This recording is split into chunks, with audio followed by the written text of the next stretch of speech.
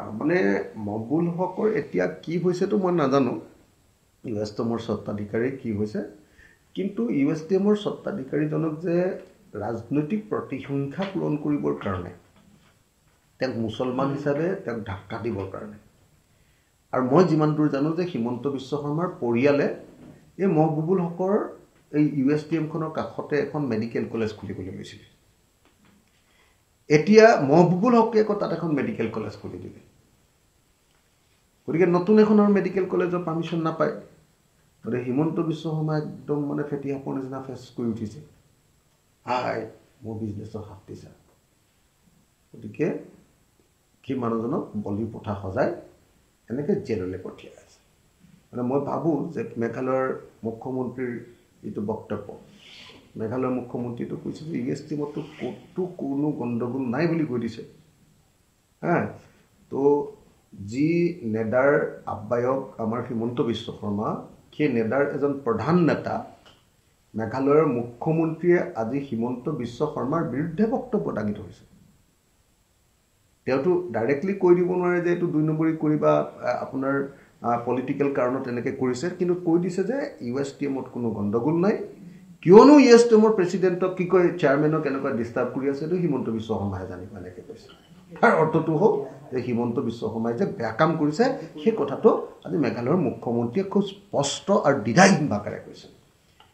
আৰু অকল ধৰ্মৰ ভিত্তিত জাতৰ ভিত্তিত মুছলমান বুলি আক্ৰমণ কৰা এইটো হিমন্ত বিশ্ব শৰ্মাৰ এটা অভ্যাসত পৰিণত হৈছে দ্বিতীয়তে হিমন্ত বিশ্ব শৰ্মাই প্ৰপাৰ্টি গোটাবলৈ লৈ চাৰিওফালে যি ধৰণৰ মানে আপোনাৰ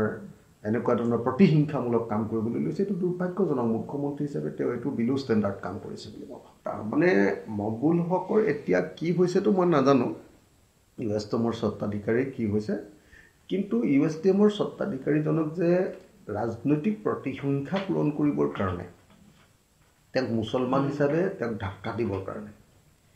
আৰু মই যিমান দূৰ জানো যে হিমন্ত বিশ্ব শৰ্মাৰ পৰিয়ালে এই মকবুল হকৰ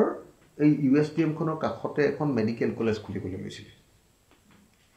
এতিয়া মকবুল হকে আকৌ তাত এখন মেডিকেল কলেজ খুলি দিলে গতিকে নতুন এখনৰ মেডিকেল কলেজৰ পাৰ্মিশ্যন নাপায় গতিকে হিমন্ত বিশ্ব শৰ্মা একদম মানে ফেটি সাপৰ নিচিনা ফেচ কৰি উঠিছে মোৰ বিজনেছৰ হাত দিছা গতিকে কি মানুহজনক বলি পঠা সজাই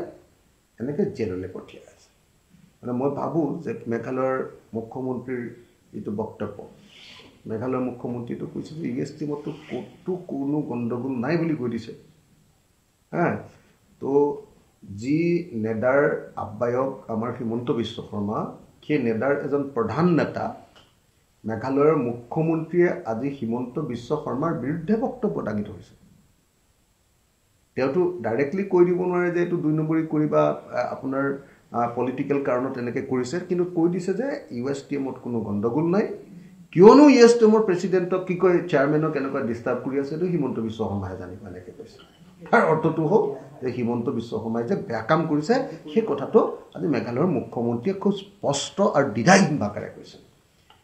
আৰু অকল ধৰ্মৰ ভিত্তিত জাতৰ ভিত্তিত মুছলমান বুলি আক্ৰমণ কৰা এইটো হিমন্ত বিশ্ব শৰ্মাৰ এটা অভ্যাসত পৰিণত হৈছে দ্বিতীয়তে হিমন্ত বিশ্ব শৰ্মাই প্ৰপাৰ্টি গোটাবলৈ লৈ চাৰিওফালে যি ধৰণৰ মানে আপোনাৰ এনেকুৱা ধৰণৰ প্ৰতিহিংসামূলক কাম কৰিবলৈ লৈছে এইটো দুৰ্ভাগ্যজনক মুখ্যমন্ত্ৰী হিচাপে তেওঁ এইটো বিলো ষ্টেণ্ডাৰ্ড কাম কৰিছে বুলি মই ভাবোঁ